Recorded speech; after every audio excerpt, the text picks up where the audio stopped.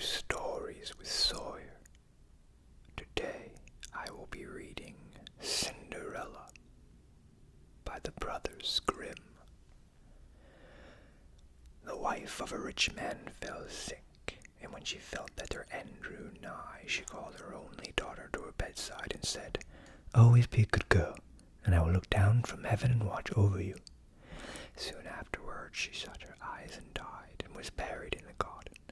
And the little girl went every day to her grave and wept, and was always good and kind to all about her.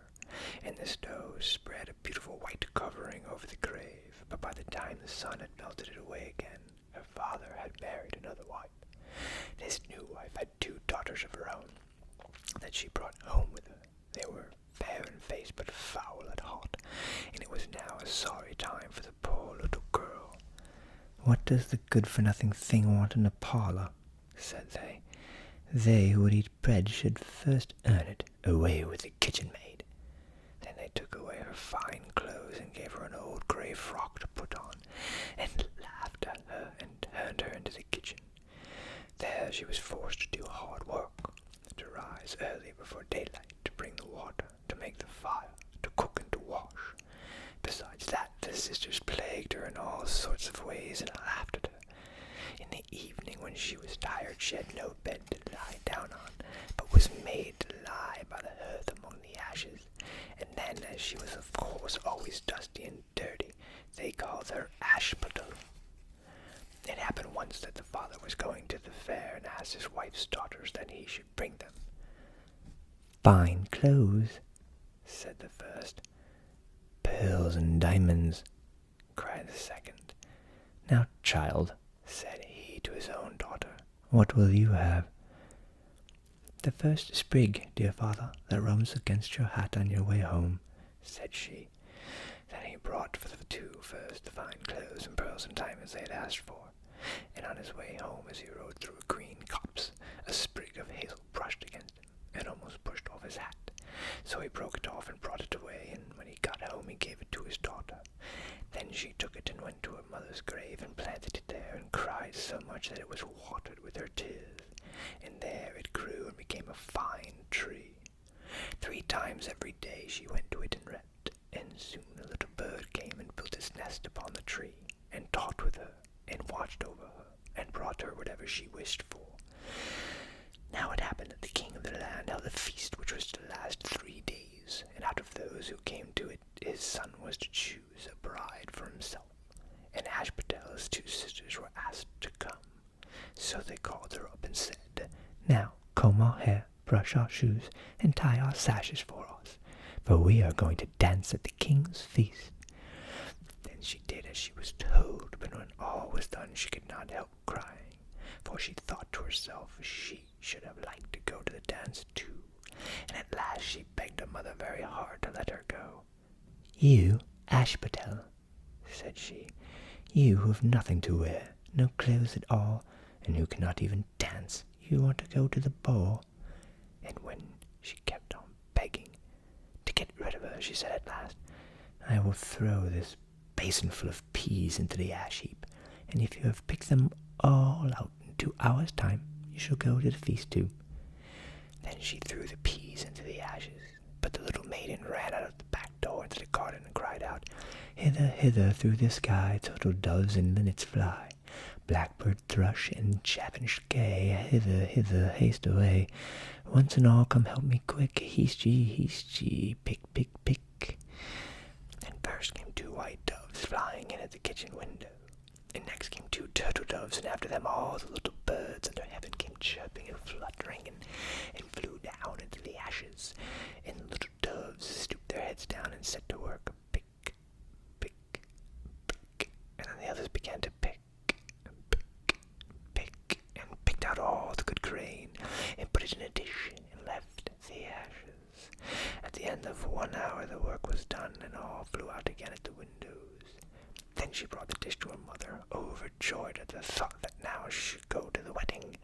But she said, "No, no, you slut, you have no clothes and cannot dance, you shall not go." And when Ashputtel begged her very hard to go, she said, "If you can in 1 hour's time pick 2 of those dishes of peas out of the ashes. You shall go too." And thus she thought she should at last get rid of her. So she took 2 dishes of peas into the ashes, but the little maiden went out into the garden at the back of the house, and cried out as before, "Hither, hither, through the sky, turtle, doves, and linnets fly, blackbird, thrush, and chaffinch gay, hither, hither, haste away. One and all, come help me quick, haste ye, pick, pick, pick." Then first came 2 white doves in at the kitchen window, and then next came the turtle doves, and after them all the little birds under heaven came chirping and hopping about, and flew down about the ashes, and the little doves put their heads down and set to work. Pick, pick, pick, and then the others began, pick, pick, pick, and they put all the good grain into the dishes and left all the ashes. Before half an hour's time all was done, and out they flew again. And then Ashbudel took the dishes to her mother, rejoicing to think that she should now go to the ball. But her mother said, "It is all of no use. You cannot go. You have no clothes and cannot dance, and you would only put us to shame." And off she went with her 2 daughters to the feast. Now, when all were gone and nobody left at home, Ashbudel went sorrowfully and sat down under the hazel tree and cried out, "Shake, shake, a hazel tree, gold and silver over me." Then her friend the bird flew out of the tree and brought a gold and silver dress for her, and slippers of spangled silk, and she put them on and followed her sisters to the feast. But they did not know her, and thought it must be some strange princess. She looked so fine and beautiful in her rich clothes, and they never once thought of Ashbudel, but took her for granted that she was safe at home in the dirt. The king's son soon came up to her and took her by the hand and danced with her and no one else, and he never left her hand. But when anyone else came to ask her to dance, he said, "This lady is dancing with me." Thus they danced till a late hour of the night, and then she wanted to go home, and the king's son said, "I shall go and take care of you to your home," for he wanted to see where the beautiful maid lived. But she slipped away from him unawares and ran off towards home, and the prince followed her, but she jumped up into the pigeon house and shut the door. Then he waited till her father came home and told him that the unknown maiden who had been at the feast had hid herself in the pigeon house. But when they had broken open the door, they found no one within, and as they came back into the house, Ashbudel lay as she always did in her dirty frock by the ashes, and her dim little lamp burnt in the chimney, for she had run as quickly as she could through the pigeon house and on to the hazel tree, and had there taken off her beautiful clothes and laid them beneath the tree, that the bird might carry them away, and had seated herself amid the ashes again in her little grey frock. The next day, when the feast was again held, and her father, mother, and sisters were gone, Ashbudel went to the hazel tree and said, "Shake, shake, hazel tree, gold and silver over me." And the bird came and brought a still finer dress than the one she had worn the day before, and when she came in the ball, everyone wondered at her beauty. But the king's son, who was waiting for her, took her by the hand and danced with her, and when anyone asked her to dance, he said as before, "This lady is dancing with me." When night came, she wanted to go home, and the king's son followed her as before, that he might see into what house she went. But she sprung away from him all at once into the garden behind her father's house. In this garden stood a fine, large pear tree full of ripe fruit, and Ashbudel, not knowing where to hide, hid herself, jumped up into it without being seen. Then the king's son could not find out where she was gone, but waited till her father came home and said to him, "The unknown lady who danced with me has slept away, and I think she must have sprung into the pear tree." The father thought to himself, "Can it be Ashbudel?" So he ordered an axe to be brought, and they cut down the tree, but found no one upon it. And when they came back into the kitchen, there lay Ashbudel in the ashes as usual, for she had slipped down on the other side of the tree and carried her beautiful clothes back to the bird at the hazel tree, and then put on her little grey frock. The third day, when her father and mother and sisters were gone, she went again into the garden and said, "Shake, shake, hazel tree, gold and silver over me." Then her kind friend the bird brought a dress still finer than the former one, and slippers which were all of gold, so that when she came to the feast no one knew what to say for wonder at her beauty. And the king's son danced with her alone, and when anyone else asked her to dance, he said, "This lady is my partner." Now when night came, she wanted to go home, and the king's son would go with her, and said to himself, "I will not lose her this time." But however, she managed to slip away from him, though in such a hurry that she dropped her left golden slipper upon the stairs. So the prince took the shoe and went the next day to the king his father, and said, "I will take for my wife the lady that this golden slipper fits." Then both the sisters were overjoyed to hear this, for they had beautiful feet, and had no doubt that they could wear the golden slipper. The eldest went first into the room where the slipper was, and waited to try it on, and the mother stood by. But her great toe could not go into it, and the shoe was altogether much too small for her. Then the mother gave her a knife and said, "Never mind, cut it off. When you are queen, you will not care about shoes or toes. You will not want to go out on foot." So the silly girl cut her great toe off, and squeezed the shoe on, and went to the king's son. Then he took her for his bride, and set her beside him on his horse, and rode away with her.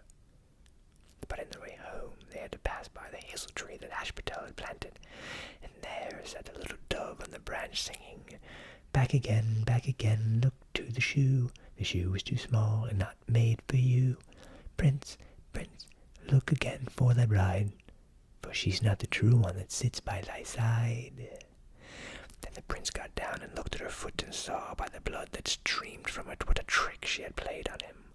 So he turned his horse around and brought the false bride back to her home, and said, "This is not the right bride. Let the other sister try and put on the slipper." Then she went into the room, and got her foot into the shoe, all but the heel, which was too large. But her mother squeezed it in till the blood came, and took her to the king's son, and he set her as his bride by his side on his horse, and rode away with her. But when they came to the hazel tree, the little dove sat there still, and sang, back again, look to the shoe. The shoe is too small and not made for you. Prince, prince, look again for thy bride, for she's not the true one that sits by thy side." Then he looked down and saw that the blood streamed so from the shoe that her white stockings were quite red. So he turned his horse and brought her back again also.